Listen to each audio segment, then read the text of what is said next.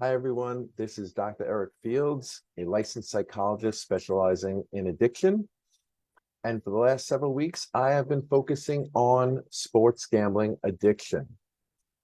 Today, I am focusing on how to tell whether or not you have a sports gambling addiction or have a problem with gambling.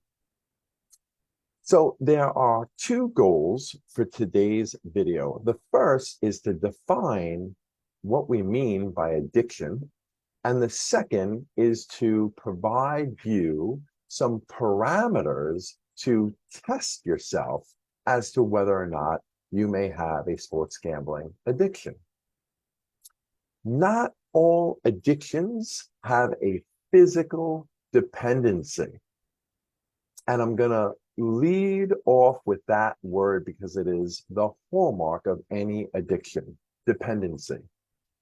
All addictions have a psychological dependency. Gambling addiction, new research has shown us that this compulsion actually does have some physical symptoms and therefore does have what we believe is some level of physical dependency. When people who have a compulsive pattern of sports gambling cut down this behavior or abstain from it altogether, many times they feel very restless, keyed up, and anxious. And the second thing that we've discovered is gambling addiction, like many other addictions that have a physical dependency, does have tolerance. And tolerance has to do with how much of the substance or behavior you need to get the same effect.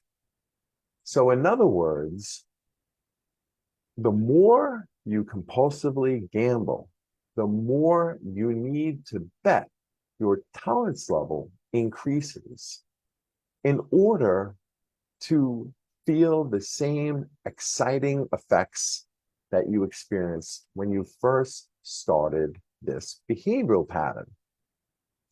So that over time, you will see that the bets have increased more and more and more. And again, when we need to do a behavior more or have more of a substance to get that same effect, in this case, getting those dopamine receptors to go kind of haywire, right? And provide that exciting experience for us, when we need to keep increasing the bets to maintain that experience or to get that experience each and every time, that is tolerance. Okay. But aside from these mild physical symptoms, as I would refer to them, gambling addiction absolutely has a psychological dependency, meaning that it serves certain psychological needs or functions for you. Quite often, it helps people cope with problems, whether it distracts them from their problems or provides short-term relief in the sense of some euphoria, at least if they're winning, or right before they find out whether or not they win or lose, there's that excitement. Or it could be addressing other psychological functions like poor self-esteem. And so this behavior is relied upon to make them feel good about themselves.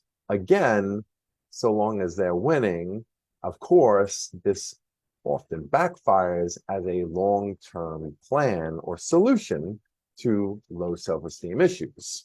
But it certainly can help in the short term deal with any kind of emotional distress or personal issues.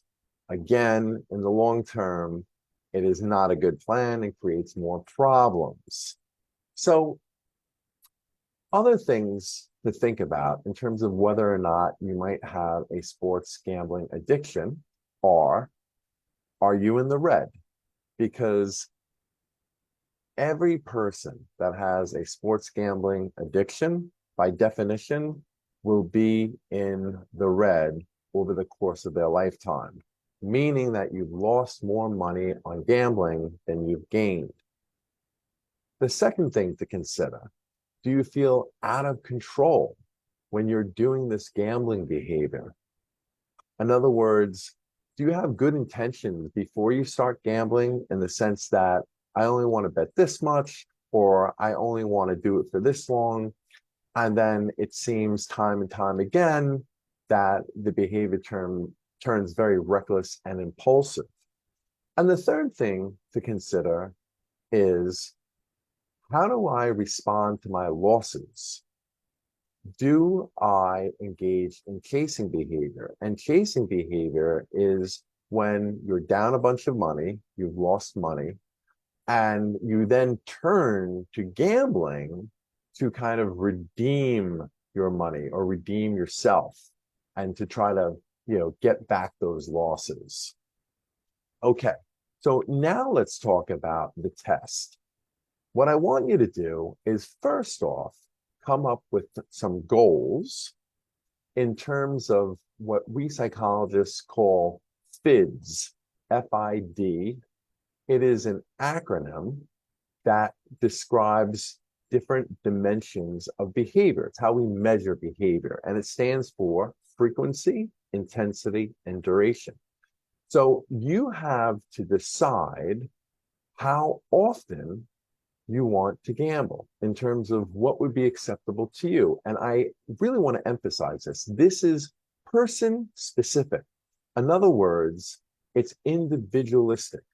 It has to do with your values and what you are okay with. So I tell all my patients, when you're coming up with goals, you want to be very aware of your guilt barometer.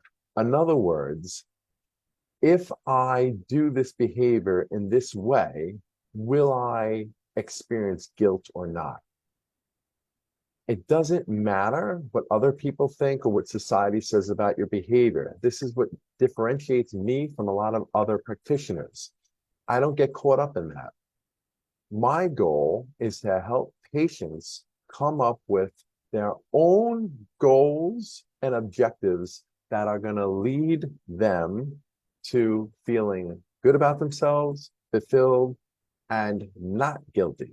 Okay? So when you're coming up with FIDS, keep that in mind. So how often? Is it once a week? Is it once every other week?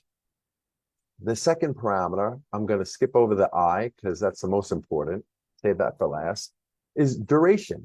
How long do you think is okay to be doing this behavior for on a given night? So if you're going to do it one time a week, do you want to do it for like an hour or 2 hours, enough time to watch an entire sports game? Or do you want to do it for shorter than that or longer than that?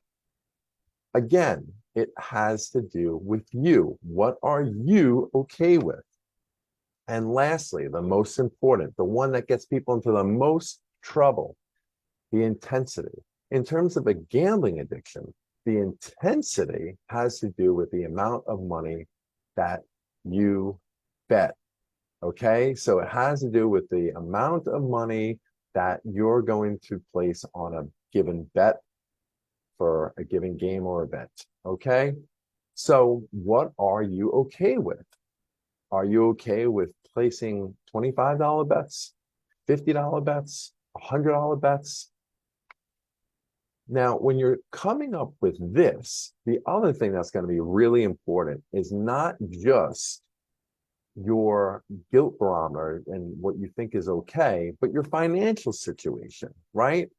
So somebody making $500,000 a year may be totally fine placing $200 bets at any given time. Whereas somebody who's making $50,000 a year would most likely not be okay with that money. Again, though, it has to do with what's okay for you, but also you have to consider your financial situation. I think this is going to be a piece of that as well. Should be, right? If we're trying to come up with, responsible goals, that should be a consideration. Okay. Now what I want you to do is become even more specific. Okay. And by this, I mean, how do you respond to losses? If you're down a certain amount of money, when do you want to be able to walk away? And conversely, if you're up a certain amount of money, when do you want to walk away? What would be appropriate for you? And this is going to trump your duration goal, right? So, like, in other words, if you're okay with gambling for 2 hours, but you're up $1,000, and according to your parameters, that's definitely the time to walk away. Maybe you should have walked away a little bit earlier. Then, and you've only been doing it for like a half an hour or so, forget the duration goal. That's long enough because that trumps your duration goal in terms of how long you will be okay with doing this behavior for. Okay. So you want to come up with parameters that have to do with that. Another parameter that might be really helpful is, do you bet at one game at a time, or do you bet on 2 games or 3 games? At a certain point, betting on too many things at the same time may be really distracting and may lead to impulsive kinds of decisions, which brings me to another parameter. How much time do you want to spend considering a bet? It makes sense that if you don't want to do this impulsively and in an out of control fashion, that you really want to have some forethought about your bets. You want to make educated guesses because they are guesses still. Don't ever forget that. It's random. However, there can be more educated guesses than just picking different teams willy-nilly, right? So it's really important to think about how deliberate you want this behavior to be. Deliberate behavior is the opposite of impulsive, reckless behavior. Deliberate behavior is, spending some time looking at the bets. It doesn't have to be the type of thing where you're doing tons of research, looking at what the sports analysts say or the statistics of all the teams. It simply could just be taking some time to look at the bets, considering probability theory and that kind of thing, and then just placing bets that make sense, right? Like maybe taking a bet with a 30-point spread doesn't make a whole lot of sense. Maybe you want to pick teams with spreads that are smaller where you stand a better shot at winning, something of that nature, right? I know it all depends on the team, but there are certain things that probably are going to indicate it's a long shot of a bet, right? Okay. These are very important. And once you come up with these parameters, the more specific, the better. Then you're going to put your plan into action and you're going to try to stay within these parameters and try to reach these goals each time you bet. Now, if you don't stay within the parameters or you don't maintain your goal behavior the first time you try this, I wouldn't immediately conclude that you have a problem. But certainly, if you try it a few times and you've tweaked it a few times, because that's allowable. I'm a big proponent of flexibility. There shouldn't be any rigidity in this area of your life, right? So that if parameters don't work out and you need to tweak here and there, make them a little bit more strict in one sense or a little bit, less strict in another sense or less rigid, then that's fine. But after a few attempts of coming up with these parameters and trying to follow them with a few tweaks, if you're still really struggling to stay within them, especially if you're doing a really poor job of staying within these parameters, at that point, it's time to start thinking you have a problem and it's time to start considering seeking out a therapist. This is Dr. Fields, and I'll have more to say about this at another time.